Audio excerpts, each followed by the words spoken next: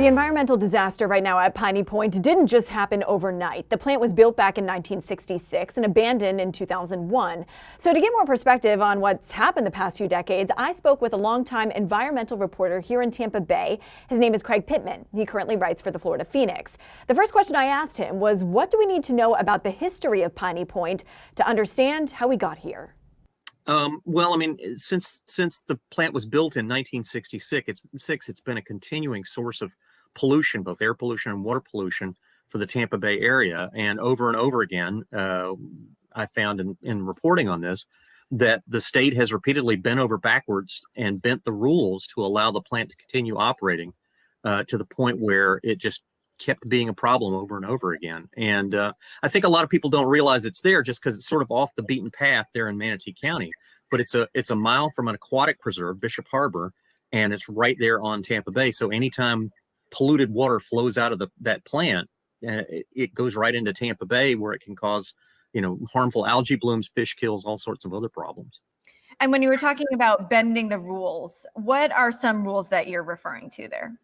Well, one of the big rules was that if the company that owned a phosphate plant had financial problems, that they were supposed to submit audited statements every year to show that they could financially keep going and keep the pumps running to keep that water contained. And the company that owned this place went bankrupt. And so at that point, the state, had been sort of coddling them up to that point. They weren't requiring them to submit the audited statements. They were kind of turning a blind eye to the company's financial problems. And then when the owners walked away, it left the whole thing on the taxpayers' backs to deal with.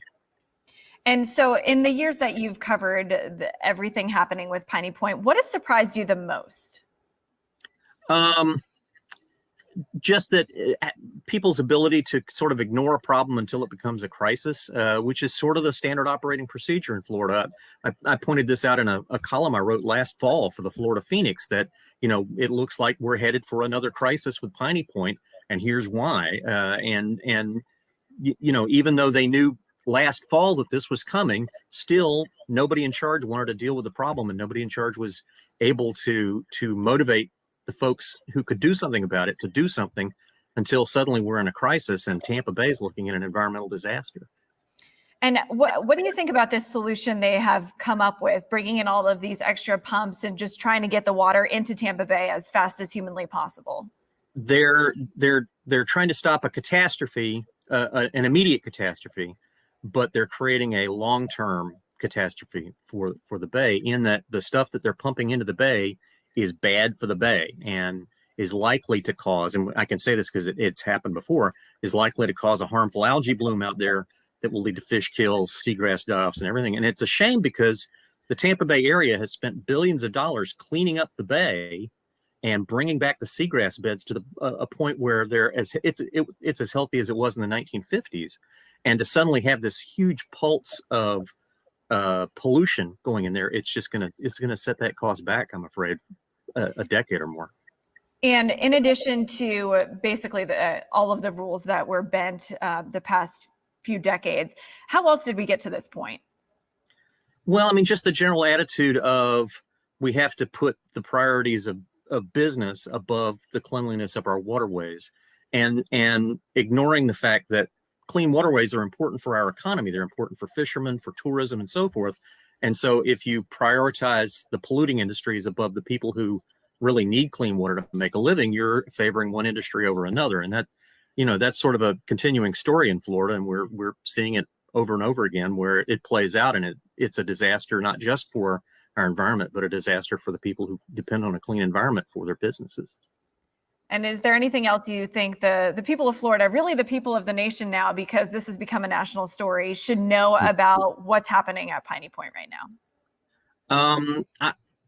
There's been some talk of a 20-foot wall of water washing out from there, and I don't think that's going to happen.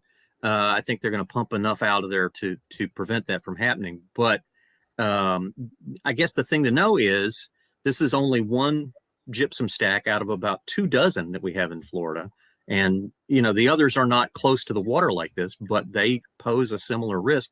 We had a problem back in the 90s. A dike atop a gypsum stack in Mulberry collapsed, and the water flowed out into the Alafia River and killed everything in its path for 42 miles. So that's a risk that you face at all of these gypsum stacks.